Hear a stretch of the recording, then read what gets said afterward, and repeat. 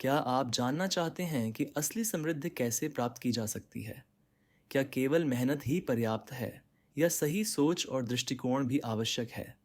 भगवान बुद्ध की शिक्षाएं न केवल आध्यात्मिक उत्थान के लिए बल्कि आर्थिक सफलता के लिए भी अद्भुत मार्गदर्शन प्रदान करती हैं।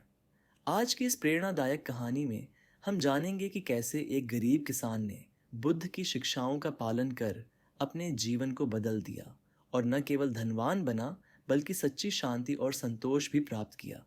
तो चलिए इस अद्भुत यात्रा की शुरुआत करते हैं। प्राचीन काल की बात है। मगध राज्य में एक छोटा सा गांव था जहां रमेश नाम का एक गरीब किसान रहता था। वह मेहनती और ईमानदार था, लेकिन उसकी गरीबी कभी दूर नहीं होती थी। दिन भर खेतों में काम करने के बावजूद उसकी फसल कभी अच्छी नहीं होती थी, और अगर होती भी थी तो व्यापारी उसे कम कीमत पर खरीद लेते थे। धीरे धीरे उसकी आर्थिक स्थिति बिगड़ती गई और परिवार को भरपेट भोजन भी मिलना मुश्किल हो गया। एक दिन गांव में एक व्यापारी आया जो श्रावस्ती से आया था। उसने गांव के लोगों को बताया कि भगवान बुद्ध जेतवन में ठहरे हैं और वहां उपदेश दे रहे हैं। वह कहने लगा, भगवान बुद्ध केवल मोक्ष का मार्ग ही नहीं दिखाते बल्कि जीवन जीने की सही राह भी बताते हैं। रमेश ने यह सुना और सोचा कि यदि बुद्ध के पास जाने से उसकी समस्याओं का समाधान मिल सकता है तो उसे अवश्य वहां जाना चाहिए। अगली सुबह रमेश अपने पुराने कपड़ों में थोड़ी सी सूखी रोटी लेकर श्रावस्ती की ओर निकल पड़ा। रास्ता कठिन था, जंगलों और पहाड़ों से होकर गुजरना था, लेकिन उसके मन में बुद्ध से मिलने की प्रबल इच्छा थी। कई दिनों की यात्रा के बाद वह जेतवन पहुंचा। वहां जाकर उसने देखा कि कई लोग बुद्ध के पास बैठे हैं और उनके उपदेश सुन रहे हैं। जब सभा समाप्त हुई तो वह बुद्ध के पास गया और उनके चरणों में गिरकर बोला, भगवान, मैं बहुत गरीब हूँ। चाहे जितनी मेहनत कर लूँ, मेरा भाग्य कभी नहीं बदलता। कृपया मुझे बताइए कि मैं अपने जीवन को कैसे सुधार सकता हूँ। बुद्ध मुस्कुराए और बोले, धन केवल बाहरी चीज नहीं है, यह तुम्हारे कर्मों और सोच पर निर्भर करता है। जो व्यक्ति सही मार्ग अपनाता है वही सच्ची समृद्धि प्राप्त करता है। रमेश ने विनम्रता से कहा, भगवान, कृपया मुझे सही मार्ग दिखाइए। मैं आपकी शिक्षाओं को अपने जीवन में अपनाना चाहता हूँ।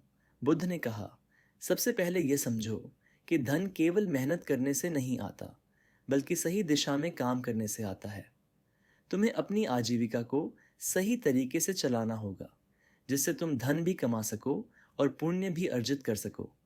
रमेश ने सिर झुका लिया और कहा, भगवान, कृपया विस्तार से समझाइए। बुद्ध ने एक छोटी सी कथा सुनाई। उन्होंने कहा, एक समय की बात है।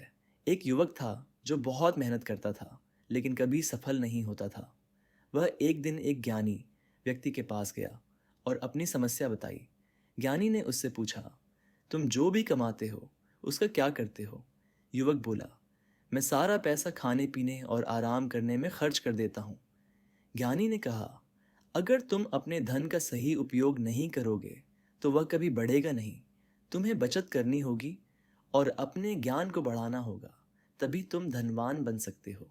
रमेश ने यह सुनकर कहा, तो क्या धनवान बनने के लिए केवल मेहनत करना पर्याप्त नहीं है? बुद्ध बोले, मेहनत महत्वपूर्ण है, लेकिन तुम्हें यह भी देखना होगा कि तुम किस दिशा में मेहनत कर रहे हो। यदि तुम बिना सोचे समझे काम करोगे तो तुम्हें उतना लाभ नहीं मिलेगा। तुम्हें अपने कौशल को बढ़ाना होगा, सही अवसरों को पहचानना होगा और अपने संसाधनों का सही उपयोग करना होगा। रमेश ने बुद्ध की बातें ध्यान से सुनी और अपने गांव लौट आया। उसने अब अपनी खेती को एक नए तरीके से करना शुरू किया। वह अपनी फसल को सही समय पर काटने लगा, उसे अच्छे व्यापारियों को बेचने लगा और अपने धन का एक हिस्सा बचाने लगा। धीरे धीरे उसकी आर्थिक स्थिति सुधरने लगी। वह अब अपनी खेती के साथ साथ व्यापार भी करने लगा। उसने गांव के अन्य किसानों को भी सही तरीके से खेती करने की सलाह दी। कुछ वर्षों में रमेश गांव के सबसे अमीर व्यक्तियों में गिना जाने लगा, लेकिन वह कभी अहंकारी नहीं बना। उसने अपने धन का एक हिस्सा गरीबों की मदद करने में लगाया और गांव के विकास में योगदान दिया। उसने एक विद्यालय भी बनवाया जहां बच्चों को शिक्षा मिल सके। एक दिन जब वह पूरी तरह सफल हो गया तो उसने फिर से श्रावस्ती जाने का निश्चय किया। वह बुद्ध के पास पहुंचा और उनके चरणों में गिरकर बोला, भगवान, आपकी शिक्षाओं ने मेरा जीवन बदल दिया। मैं अब केवल धनवान ही नहीं बल्कि भीतर से भी संतुष्ट हूँ। बुद्ध मुस्कुराए और बोले, सच्ची समृद्धि वही है जो केवल तुम्हारे लिए ना हो बल्कि समाज के लिए भी उपयोगी हो। अब तुम्हारा कर्तव्य है कि तुम औरों को भी यह ज्ञान बांटो ताकि वे भी अपने जीवन को सफल बना सकें। रमेश ने भगवान बुद्ध की इस शिक्षा को अपने जीवन का मूल मंत्र बना लिया। वह केवल अपने लिए नहीं बल्कि पूरे समाज के लिए कार्य करने लगा।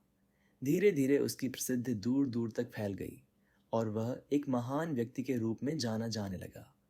यह कहानी हमें सिखाती है कि धन केवल मेहनत से नहीं बल्कि सही सोच, सही दिशा और सही कर्मों से आता है। यदि हम बुद्ध की शिक्षाओं का पालन करें तो हम न केवल आर्थिक रूप से समृद्ध बन सकते हैं बल्कि अपने जीवन को भी एक नई ऊंचाई तक पहुंचा सकते हैं।